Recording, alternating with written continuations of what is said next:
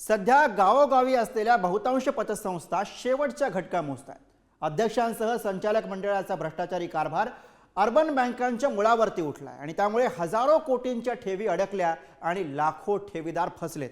हाच मुद्दा भाजपचे आमदार सुरेश धस यांनी अधिवेशनामध्ये उचलला। पण ठेवीदारांना दिलासा कधी मिळणार हा प्रश्न मात्र या निमित्तानं उपस्थित होतोय। यवतमाळच्या पुसदमधील जनसंघर्ष निधी अर्बनच्या ठेवीदारांना ठेवी परत मिळवण्यासाठी संघर्ष करावा लागतोय। 10 डिसेंबरपासून शाखा काही दिवस बंद असल्याचे फलकही लावण्यात आलेत। त्यामुळे खातेदार चिंतेत पडले असून जवळपास 300 ठेवीदारांनी पोलीस ठाण्यात तक्रार दिली आहे। तब्बल 44 कोटींची अफरातफर करणारे अध्यक्ष देवानंद मोरे यांच्यासह 6 संचालक पसार झालेत। 2 वर्षांपूर्वी प्रणित मोरे या तरुणाने जनसंघर्ष अर्बन निधी पतसंस्था उघडली। इतर बँकांपेक्षा जास्त व्याजदर देण्याचा आमिष देऊन ठेवीदारांना आकर्षित केलं। पतसंस्थेमध्ये व्याजाचे दर जास्त असल्यानं अल्पावधीत असंख्य ठेवीदारांनी आर्थिक गुंतवणूक केली। यवतमाळच्या अनेक तालुक्यांमध्ये जनसंघर्ष अर्बन निधी पतसंस्थेचा विस्तार। जनसंघर्ष अर्बन निधीनं जवळपास 44 कोटींचा चुना लावल्याचा प्राथमिक अंदाज। पतसंस्थेमधील 2327 ठेवीदारांची आणि 5622 खातेदारांची फसवणूक।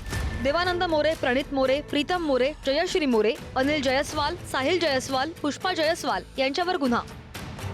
जनसंघर्ष अर्बन निधी लिमिटेडकडे टोटल 7 ब्रांचेस आहे। ते पूर्ण 5 ब्रांचेस आपला यवतमाळ जिल्ह्यामध्ये आहेत, 2 आणि वाशिम जिल्ह्यामध्ये आहे। अंदाजा 622 कस्टमर्स आहेत। त्यांच्या अंदाजा अराउंड 40 करोडचे डिपॉझिट आहे म्हणून आम्हाला माहिती मिळाली आहे। आता याच्यामध्ये पूर्ण चौकशी करण्यासाठी मी ASP दारवाला चौकशी करण्यासाठी आदेश दिलेला आहे आणि त्यांना सांगितले पुढच्या 3-4 दिवसमध्ये मला रिपोर्ट द्यायचे आहे। ते रिपोर्ट आल्यानंतर आपण पुढे काय कारवाई करायची आम्ही निश्चित करणार आहे। सहकारातून समृद्धीकडे, विना सहकार नाही उद्धार। सहकारी संस्थांचं हे ब्रीदवाक्य खरं तर लोकांसाठी आहे, पण संचालक मंडळांनी सहकारातून स्वाहाकार केल्यानं या संस्था भ्रष्टाचाराची कारणं ठरली आहेत। पण राजकीय पाठबळ असल्यानं बहुतांश भ्रष्टाचार करणाऱ्यांवर कारवाई न झाल्याची अनेक उदाहरणं सुद्धा समोर आहेत।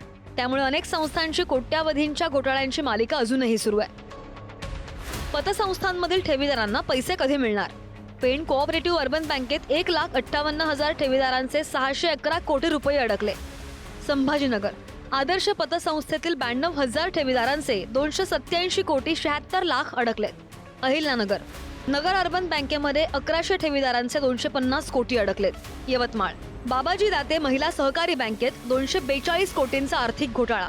Ambad Jalna Dnyanradha multi-state cooperative credit सोसायटीमध्ये 2200 ठेवीदारांचे 120 कोटी रुपये अडकले। अहिल्यानगर संपदा नागरी पतसंस्थेतील 11,000 ठेवीदारांचे 37 कोटी रुपये अडकले। Hingoli Anuradha urban cooperative credit सोसायटीमध्ये ठेवीदारांचे 10 कोटी 68 लाख अडकले। आम्ही आंदोलन करण्यासाठी अंबड तहसील समोर आलो होतो, परंतु आर्थिक गुन्हे शाखेचे पोलीस निरीक्षक यांनी फोनवरती संभाषण करून आम्हाला 8 ते 10 दिवसाचा टाइम मागितला। आम्ही योग्य तो तपास करत आहोत। तो योग्य तो तपास याच्यानंतर 8-10 दिवसात करू असा शब्द दिला। जर 6 महिने गुन्हा दाखल होऊन जर तुम्ही काहीच प्रक्रिया करत नसाल तर आम्हाला नाईलाजास्तव गुन्हा रस्त्यावर उतरावं लागेल आणि उतरण्यास भाग हे शासन पाडत आहे। अर्बन निधी बँका या RBIच्या निकषाअंतर्गत येत नाहीत। सहकार विभागाचे त्यांच्यावर कोणतंच नियंत्रण नाही। त्यामुळे या बँकांच्या व्यवहारासंदर्भात जिल्हा स्तरावर नियंत्रण ठेवणारी कोणतीच यंत्रणा अस्तित्वात नाहीये। या 5,500 कोटी रुपये एकूण ठेवीदारांची संख्या 16 लाख आहे। बीड जिल्ह्यातील ठेवीदारांची संख्या 1,26,000 आहे आणि या ठेवीदारांना वेळेवर पैसे न मिळाल्यामुळं आतापर्यंत 26 लोकांनी आपलं स्वतःचं जीवन संपवलेलं आहे।